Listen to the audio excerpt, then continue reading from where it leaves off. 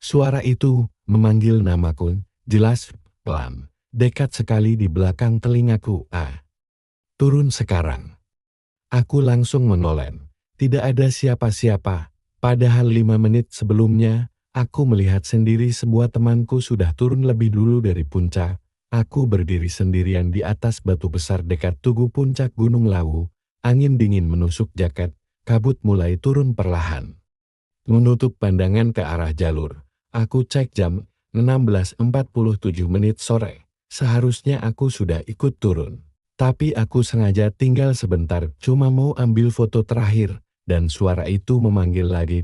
Kali ini lebih jelas. Namaku disebut lengkap, dengan suara yang mirip sekali dengan salah satu temanku. Padahal aku tahu, aku melihat mereka turun.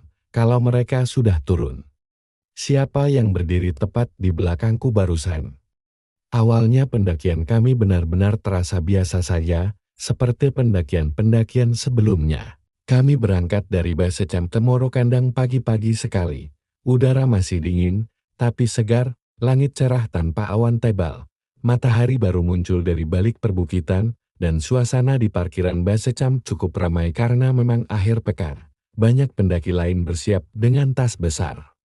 Ada yang stretching, ada yang sibuk bikin kopi instan. Sepanjang jalur awal, semuanya normal. Kami bercanda, saling mengejek, karena napas mulai berat padahal baru beberapa pos. Ardi yang paling sering sok kuat malah paling duluan minta istirahat.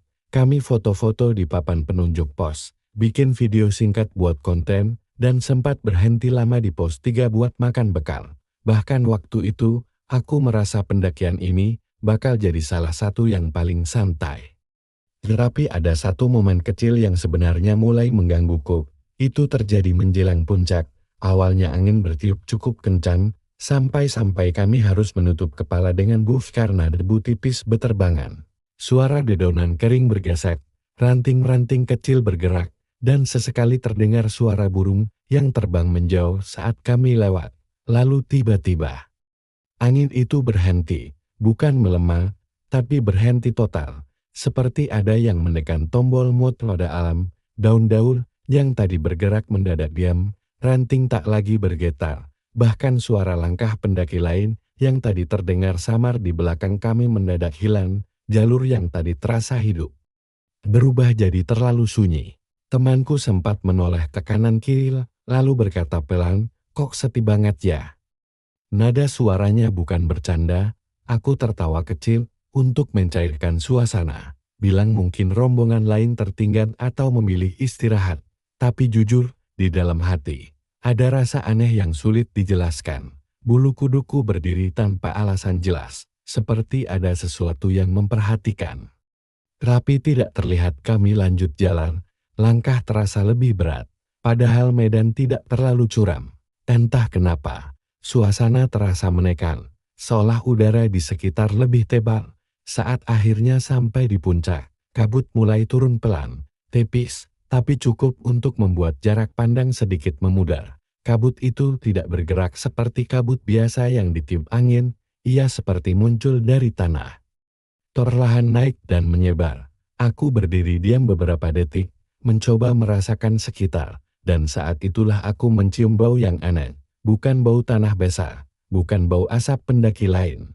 Bukan juga bau belerang seperti yang kadang muncul di gunung, tapi bau anjir tipis, seperti besi karatan yang kena hujan, sangat samar. Tapi nyata, aku sempat mengira mungkin ada luka kecil di tanganku yang berdarah tanpa kusadari. Aku cek telapak tangan, jari, lengan, tidak ada apa-apa.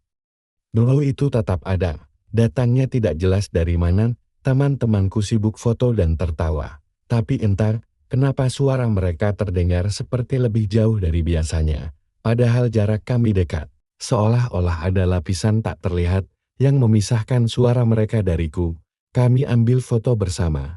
Aku berdiri agak ke belakang karena ingin menangkap latar puncak lebih luas. Saat kamera jepret, aku sempat merasa seperti ada bayangan lewat cepat di sisi kiriku. Tapi ketika kulihat, tidak ada siapapun, aku mencoba meyakinkan diri kalau itu cuma kabut yang bergerak. Setelah cukup lama di atas, mereka mulai khawatir soal waktu. Langit perlahan berubah warna, tanda sore makin dekat, satu persatu mereka bersiap turun. Ardi sempat menepuk bahuku. Jangan lama-lama, aku mengangguk. Aku bilang, gue nyusul mau ambil video bentar. Mereka tidak curiga, mereka turun lebih dulu, langkah kaki mereka terdengar makin jauh. Lalu hilang di tikungan jalur. Aku berdiri sendiri, kabut makin tebal, suhu terasa turun beberapa derajat. Tangan yang tadi hangat di dalam sarung tangan mendadak dingin. Aku mengangkat ponsel, mulai merekam panorama puncak, dan saat langkah terakhir temanku benar-benar tidak terdengar lagi. Suasana berubah lagi sunyi, yang tadi hanya aneh. Kini terasa berat, seperti ada sesuatu yang menunggu momen ketika aku benar-benar sendirian. Beberapa detik setelah itu di tengah kabut, yang mulai menutup jalur turun suara itu, mulai terdengar. Awalnya cuma seperti langkah kecil di belakangku. Krik-krik, suara sepatu menginjak kerikil. Pelan, tidak tergeser, ritmenya teratur. Aku masih memegang ponsel yang sedang merekam. Kupikir mungkin ada pendaki lain yang baru sampai puncak setelah kami.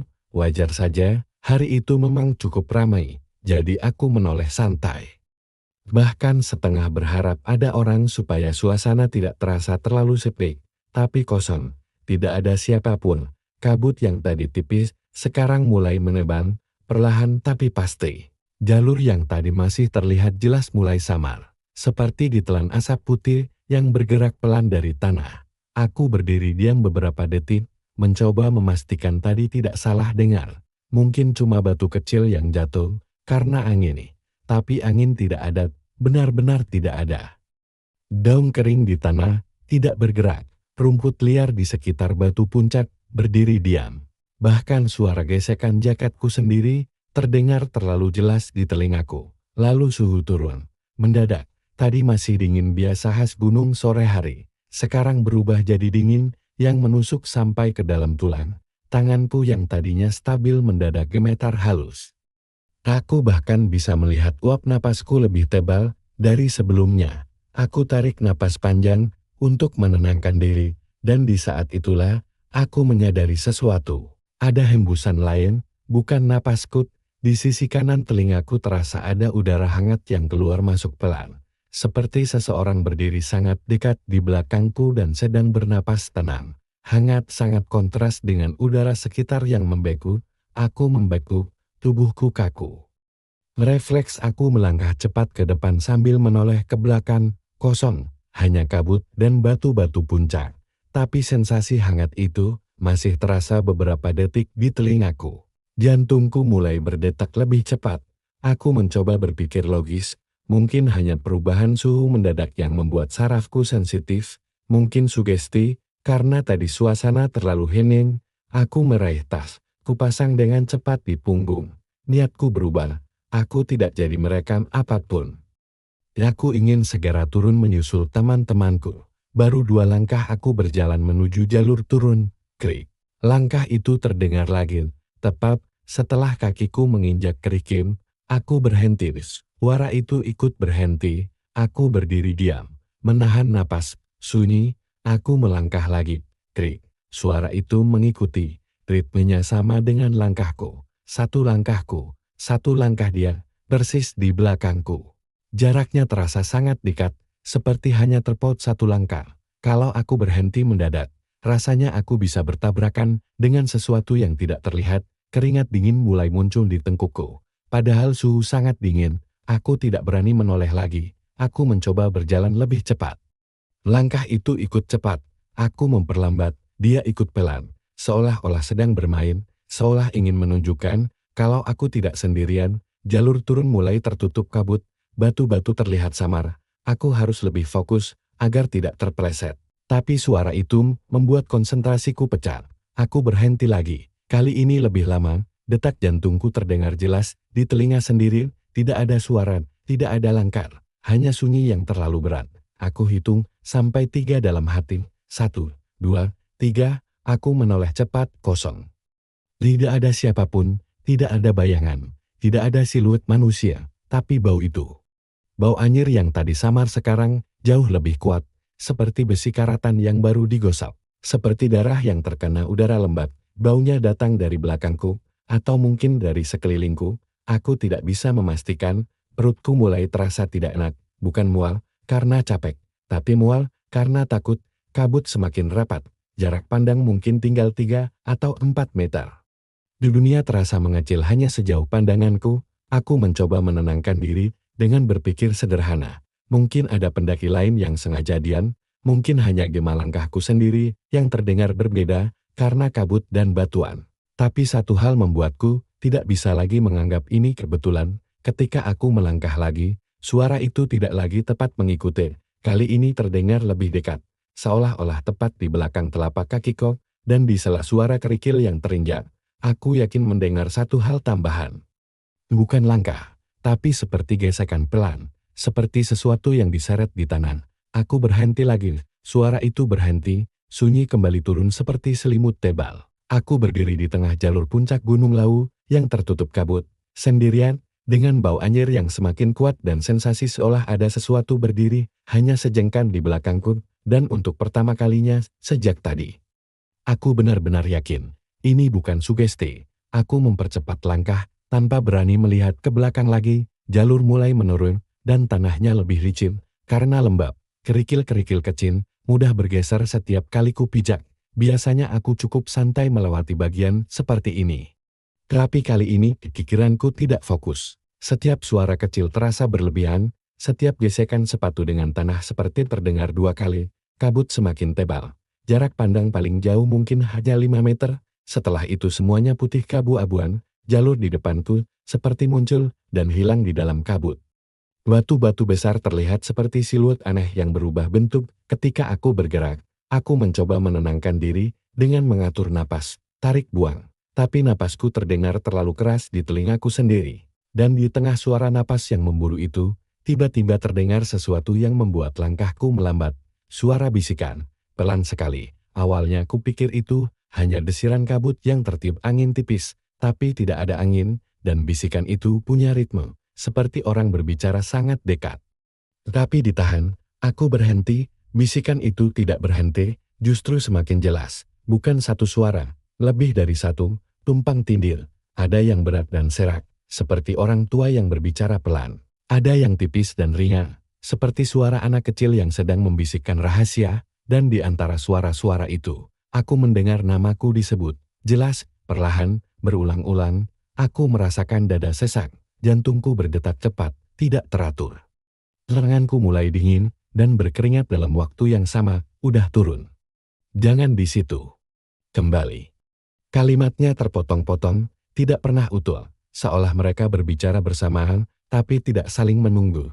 Aku menoleh ke kanan dan kiri, tidak ada siapa-siapa, hanya kabut. Aku menutup kedua telinga dengan tangan, menekan sekuat mungkin, berharap suara itu hilang. Tapi tidak, suara itu tetap ada, bahkan terasa lebih dekat, bukan lagi seperti datang dari luar, melainkan dari dalam kepalaku sendiri, seperti bergema di ruang kosong di antara pikiranku. Aku membuka mata lebar-lebar. Dunia di depanku terasa tidak nyata. Kabut seperti berputar pelan, padahal aku tidak bergerak. Lalu tiba-tiba ada sesuatu menyentuh pundakku. Ringan, sangat ringan. Seperti ujung jari yang menekan pela. Memastikan aku menyadari sentuhan itu. Tubuhku langsung bereaksi. Aku menepis keras ke arah pundakku sambil berbalik cepat. Kosong, tidak ada tangan. Tidak ada bayangan tepat di belakangku. Tapi jaketku terasa berbeda. Bagian pundak kiriku terasa lembab. Dingin, seolah baru saja disentuh tangan basah yang lama berada di udara dingin. Aku menggerakkan tangan menyentuh bagian itu. Memang lembab, bukan keringatku, bukan air hujan. Karena tidak sedang hujan, lembab yang aneh, perutku terasa turun. Napasku makin tidak beraturan. Aku hampir saja berlari menuruni jalur tanpa peduli arah. Tapi saat aku mencoba melangkah cepat, kakiku terasa berat, sangat berat. Seperti ada beban tambahan yang tiba-tiba tergantung di punggungku. Seperti ada tangan tak terlihat yang menahan dari belakang. Menekan tubuhku agar tetap di tempat. Aku memaksa satu langkah. Berat. Langkah berikutnya lebih berat lagi. Jantungku berdetak sampai terasa di tenggorokan. Bisikan itu belum berhenti. Sekarang terdengar lebih pelan, tapi lebih dekat. Seolah mengelilingiku, mengitari dari jarak yang tidak bisa kulihat. dan saat aku mencoba mengangkat wajah untuk melihat jalur di depan, aku melihat sesuatu. Di sela kabut yang bergeser pelan, ada bentuk yang tidak sama dengan batu atau pohon. Tinggi, lebih tinggi dari manusia biasa, diam, tidak bergerak, siluetnya samar, tapi jelas berdiri tegak.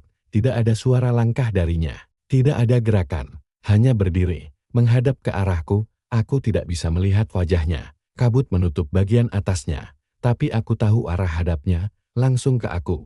Tubuhku membeku, bisikan di sekelilingku mendadak berhenti, sunyi, terlalu sunyi, hanya suara detak jantungku sendiri yang tersisa.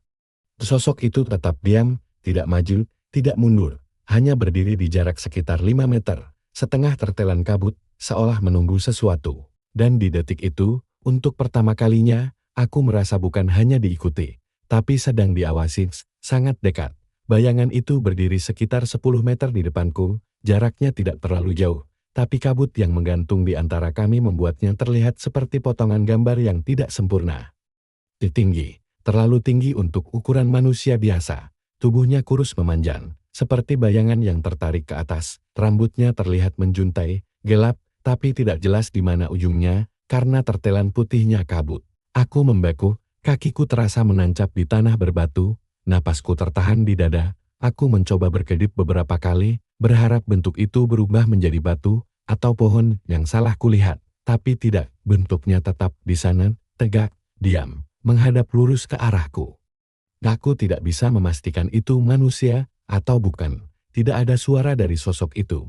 Tidak ada gerakan kecil sekalipun, bahkan kabut di sekelilingnya seperti enggan menyentuh tubuhnya, seolah ada ruang kosong tipis yang memisahkannya dari udara sekitar. Lalu tiba-tiba, dari arah kiri bawah jalur, terdengar suara yang sangat kukenal, cepetan turun.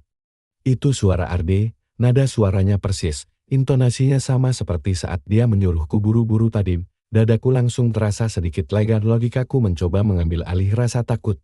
Mungkin tadi aku hanya panik. Mungkin kabut membuat jarak pandang kacau, dan sosok itu hanyalah pendaki lain yang berdiri diam. "Di mana lo?"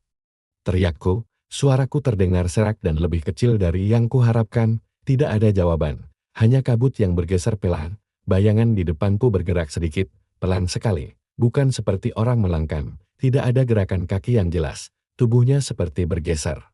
Melayang tipis mendekat beberapa senti, jantungku kembali menghantam dada. Aku mundur 1 langkah. Malam itu, di lereng Gunung Lawu, saya pikir saya sedang mencari petualangan, tapi nyatanya, saya justru menemukan sesuatu yang jauh lebih gelap, sesuatu yang mengintai dari balik kabut tebal, sesuatu yang membisikkan nama saya saat saya sendirian. Ini adalah kisah nyata saya.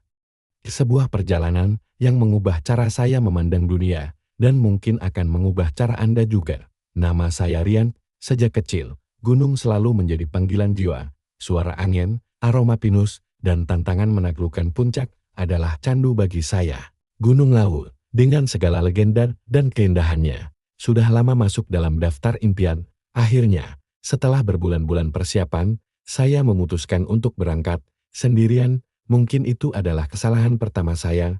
Perjalanan dimulai dengan cerah. Langit biru membentang luas.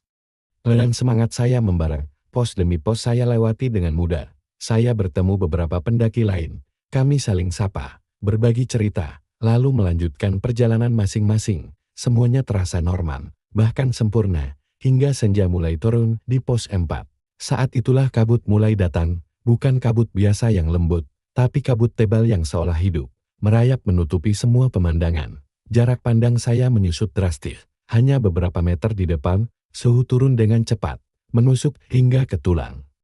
Suasana yang tadinya ceria mendadak menjadi berat dan menekan. Saya memutuskan untuk mendirikan tenda di dekat pos 4, tidak mau mengambil risiko melanjutkan perjalanan dalam kondisi seperti ini. Malam datang dengan keheningan yang aneh. Tidak ada suara jangkrik, tidak ada desau angin. Hanya sunyi yang pekat.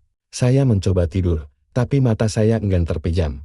Tiba-tiba, saya mendengar suara langkah kaki di luar tenda, pelan, tapi jelas, seperti seseorang sedang berjalan mengelilingi tenda saya. Bulu kuduk saya meremang. Siapa yang berjalan di tengah malam buta dengan kabut setebal ini?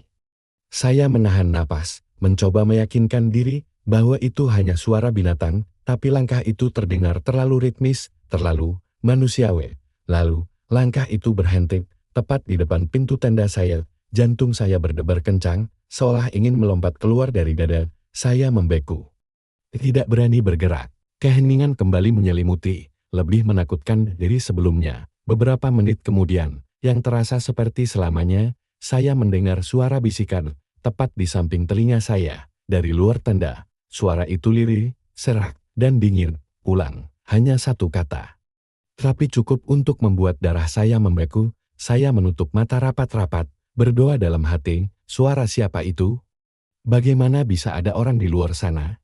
Saya tidak tidur sama sekali malam itu. Setiap bayangan, setiap suara ranting patah, membuat saya terlonjak. Saya hanya bisa menunggu fajar, berharap cahaya matahari bisa mengusir teror malam itu. Begitu semburat cahaya pertama muncul, saya langsung membongkar tenda dengan tangan gemetar dan bergegas melanjutkan perjalanan. Saya tidak peduli lagi dengan puncak, saya hanya ingin turun, namun Lau sepertinya belum selesai dengan saya. Perjalanan turun terasa jauh lebih sulit, jalur yang kemarin terlihat jelas, kini seolah berubah.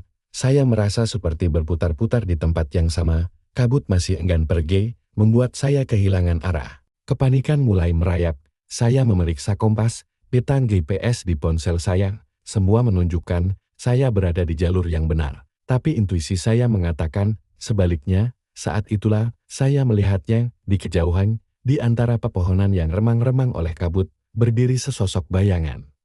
Sosok itu tinggi, kurus, mengenakan sesuatu yang tampak seperti jubah hitam. Wajahnya tidak terlihat, tersembunyi dalam bayangan sosok itu, hanya diam, berdiri di sana, seolah sedang mengamati saya. Saya berhenti, jantung saya berhenti berdetak sejenak. Saya mencoba memanggil, permisi. Bisa bantu saya? Tidak ada jawaban, sosok itu tetap diam tak bergerak. Rasa takut yang luar biasa menguasai diri saya. Ini bukan pendaki, ini bukan manusia. Tanpa berpikir panjang, saya berbalik dan berlari. Saya tidak peduli lagi dengan jalur. Saya hanya berlari menuruni lereng, menerobos semak belukar. Tidak peduli dengan goresan duri di kulit saya. Setiap kali saya menoleh ke belakang, sosok itu masih ada. Terkadang jauh, terkadang terasa lebih dekat. Dia tidak berlari, dia hanya berjalan. Tapi entah bagaimana, dia selalu bisa menjaga jarak dengan saya. Saya terus berlari hingga napas saya habis, hingga kaki saya terasa seperti jeli. Akhirnya, saya tersandung akar pohon dan jatuh tersungkur. Saat saya terbaring di tanah, kelelahan dan putus asa, saya mendengar suara itu lagi, bukan bisikan, tapi tawa yang menggema di seluruh hutan. Dingin dan tanpa kegembiraan, saya menutup telinga, menangis dalam diam. Saya pasrah. Saya pikir inilah akhir dari hidup saya, tapi kemudian, sesuatu yang lebih aneh terjadi. Di tengah keputusasaan saya melihat cahaya senter dari kejauhan. Lalu saya mendengar suara orang memanggil, "Rian, kamu di mana?" Itu suara tim SR. Rasa lega yang luar biasa membanjiri diri saya. Saya berteriak sekuat tenaga, "Saya di sini, tolong." Beberapa menit kemudian, beberapa anggota tim SR menemukan saya. Wajah mereka terlihat khawatir. "Kamu kenapa, Mas? Kok bisa sampai ke sini?" "Ini jauh dari jalur." Saya mencoba menjelaskan tentang sosok hitam, tentang suara bisikan, tentang saya yang tersesat. Mereka saling pandang dengan tatapan aneh. Salah satu dari mereka, seorang bapak yang lebih tua, menepuk pundak saya. "Sudah, Mas, yang penting sekarang kamu selamat. Ayo kita turun dulu." Mereka membantu saya berdiri dan memapah saya menuruni gunung. Selama perjalanan turun, saya tidak berani menoleh ke belakang. Saya takut sosok itu masih ada di sana, mengawasi. Kami akhirnya sampai di base camp Komorosewu menjelang malam. Tubuh saya lelah luar biasa, tapi pikiran saya jauh lebih kacau. Setelah diberi minum hangat dan sedikit makanan, bapak dari tim SR tadi duduk di samping saya. "Mas Rian," katanya dengan suara pelan. "Kami sudah mencari Mas Rian selama 3 hari. Saya terkejut. 3 hari? Tidak mungkin, Pak. Saya baru naik kemarin pagi." Bapak itu menggeleng pelan. "Mas, data di buku registrasi menunjukkan Mas Rian naik 3 hari yang lalu. Teman-teman pendaki lain yang turun kemarin lusa juga bilang tidak pernah melihat Mas Rian di atas." Seolah-olah Mas Rian menghilang setelah melewati pos 2. Dunia saya seakan runtuh. 3 hari. Apa yang terjadi pada saya selama 3 hari itu? Ingatan saya terasa kabur. Saya hanya ingat perjalanan naik yang cerah, lalu kabut tebal di pos 4, dan teror malam itu, seolah ada 2 hari yang hilang dari ingatan saya. Lalu, Bapak itu melanjutkan, dan ada satu hal lagi, Mas, saat kami menemukan Mas Rian tadi, Mas Rian tidak sendirian, jantung saya berdebar kencang, maksud Bapak? Kami melihatnya, Mas, dari kejauhan, ada sosok hitam yang berdiri di belakang Mas Rian. Saat kami mendekat, sosok itu lenyap begitu saja ke dalam kabut, jadi saya tidak berhalusinasi, sosok itu nyata, tim SAR juga melihatnya, tapi pertanyaan terbesarnya adalah, apa yang terjadi pada saya selama 2 hari yang hilang itu? Apakah saya bersama sosok itu? Beberapa minggu setelah kejadian itu, saya masih terus dihantui. Saya sering terbangun di tengah malam karena mimpi buruk. Saya melihat sosok hitam itu, mendengar bisikannya, saya mencoba mencari jawaban, saya membaca banyak cerita dan legenda tentang Gunung Laut, tentang pasar setan, tentang para penunggu gaibnya, tapi tidak ada yang bisa menjelaskan apa yang saya alami.